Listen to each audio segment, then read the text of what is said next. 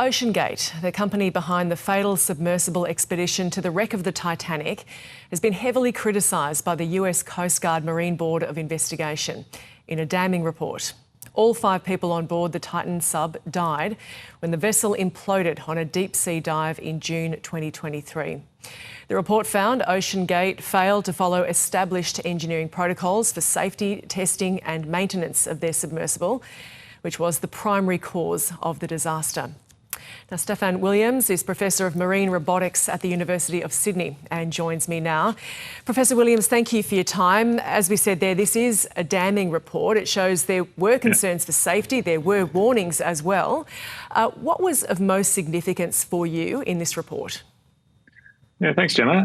I think one of the most concerning things for me is really the culture that is reported on in the document, in this report, and a real culture of essentially hiding concerns and advice that the company were getting on the use of that material, of carbon fiber, in the design of the hull, its suitability for operations at these sort of depths. They had previous instances of failures that were being reported both by their engineers and concerns being raised by the community, which were all essentially swept under the carpet and ignored.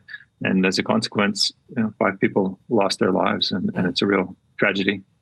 And I mean, if there had been transparency around that, because, the fact that there were repeated expeditions ahead of this, it may have brought some confidence, but it was in fact part of the problem. Yeah, I think so. And from what I understand, in the lead up to this particular dive, the vessel spent 7 months out in the open. It's reported in this report that there was really not adequate care being taken of the submersible and some of its components, given the harsh weather it was subjected to. And the repeat cycling of going down into deep depths really hasn't been validated with this carbon fiber material that they were using. They didn't seek appropriate advice from regulatory authorities, and really didn't do the testing that was required to validate that this material could be used in the way they were doing it. And, it may have worked once or twice, but repeat exposure to those kind of depths and pressures can fatigue material. And if there are imperfections, there's some reports in this report that they were seeing evidence of cracking, which they were then filling in and polishing over. But those imperfections can then eventually cause a catastrophic failure of the material, particularly subject to the pressures they were at. Before we further examine this report, can you just remind us who was on board and what did happen? So it was this company CEO, Stockton Rush, was on board. There were a couple of paying passengers, and I think what were termed at least one expert who had experience with deep-sea submersibles.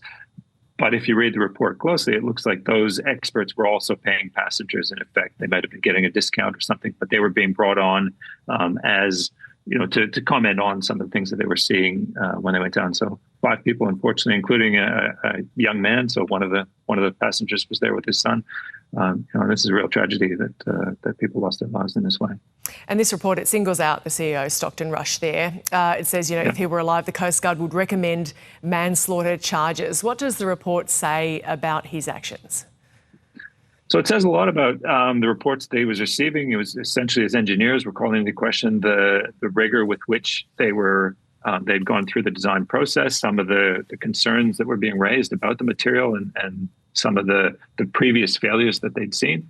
And essentially those people were either dismissed or told to kind of get back in the box and really to not air those concerns. There seemed to be a big concern outlined in the report about the public perception of the company, and that failures would not be or concerns would not be aired. So they dismissed some delays accounting that arose from some concerns with the material to weather and other conditions. They were really trying to downplay any concerns about the material and the condition of the submersibles in the years leading up to this.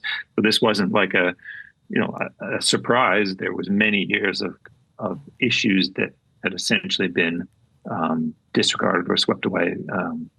And those are outlined in this report. So lessons to be learned here. What has Oceangate said in response to this? I I think, as far as I know, they have ceased trading, so they are no longer in business. This is not something that I would expect one would recover from. I don't know where the culpability sits. As you said, if the CEO was still around, I think there would be some fingers pointed at him. But it remains also, the suggestion is that the board were essentially sidelined from a lot of this decision making and not kept abreast of some of these concerns. So there is some liability associated with the board, but if they really were in the dark, then it's really unclear who bears ultimate responsibility for the tragedy.